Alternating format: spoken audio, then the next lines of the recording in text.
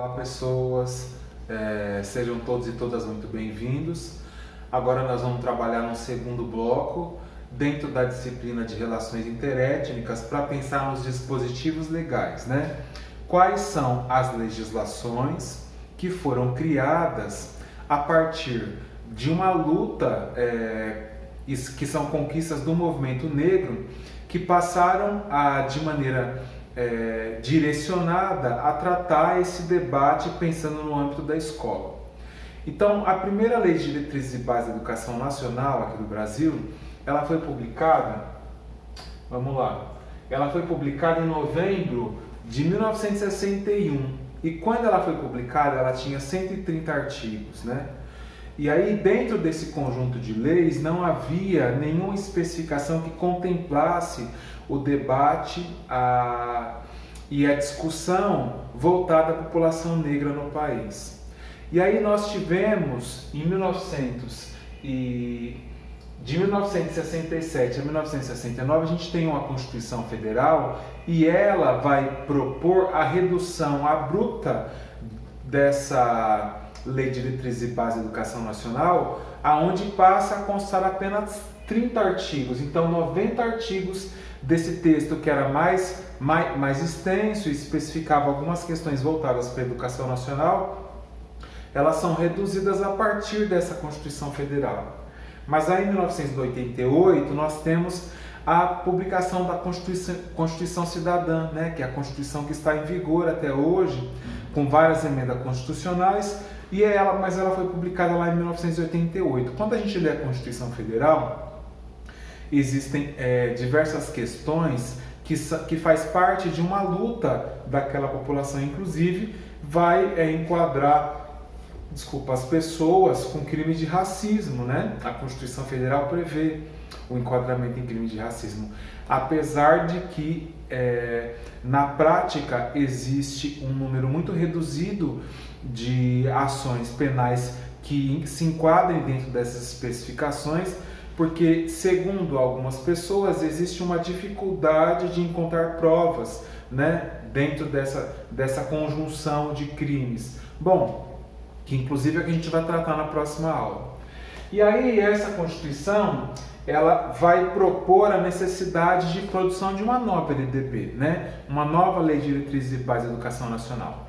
Essa lei, essa discussão se arrasta, porque quando se dá a possibilidade de criar uma legislação que vai estabelecer diretrizes e bases para o funcionamento da educação básica, inclusive do ensino superior, existe um movimento muito grande de frentes religiosas ou de grupos interessados em estabelecer parâmetros e diretrizes do que vai ser ensinado na escola. Porque se a gente olhar de uma maneira bastante fria, o que será ensinado na escola é o que será praticado na sociedade, né? Então, se eu ensino, por exemplo, o consumismo na escola, em tese, eu terei uma população mais consumista. Se eu ensino uma população acerca da preservação do meio ambiente, se isso está enquadrado dentro das discussões teóricas nas diferentes propostas curriculares, isso tem um reflexo social, né? Mas só em 1996 que a gente tem a publicação da primeira LDB, da terceira LDB aqui do Brasil, e essa LDB, ela foi publicada e ela gerou uma demanda de produzir aquilo que nós chamamos de parâmetros curriculares nacionais, que são os PCNs. Os PCNs, eles trazem ainda poucas contribuições relacionadas a contemplar o debate das questões interétnicas, né, e contemplar a luta da população negra por liberdade e a questão do tratamento equânime no âmbito social.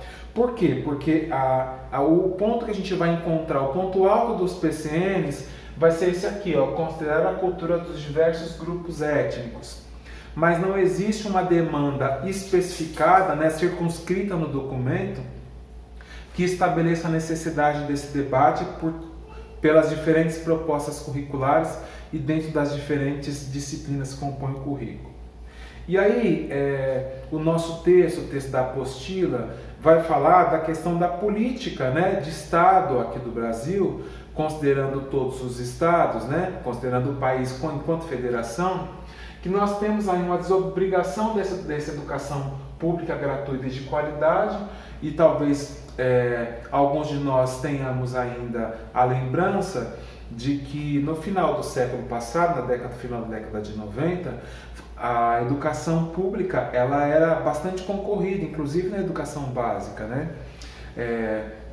E aí nós temos um aumento exponencial de escolas particulares, que aí a gente tem o processo de desmantelamento do ensino público, que inclusive se arrasta até hoje, né?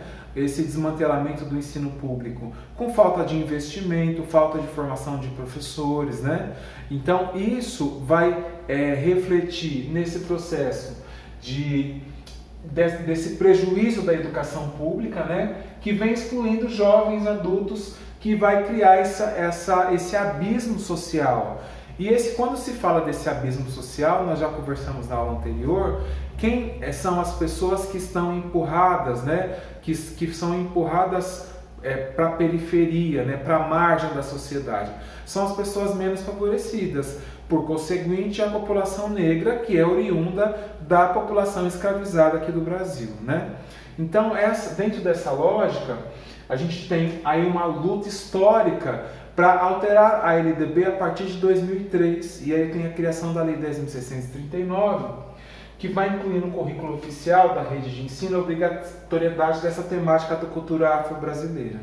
E na medida que ela se cria, ela vai estabelecer, vai colocar dentro dos estabelecimentos, né, a obrigatoriedade de se debater a história e a cultura afro-brasileira dentro das instituições de ensino.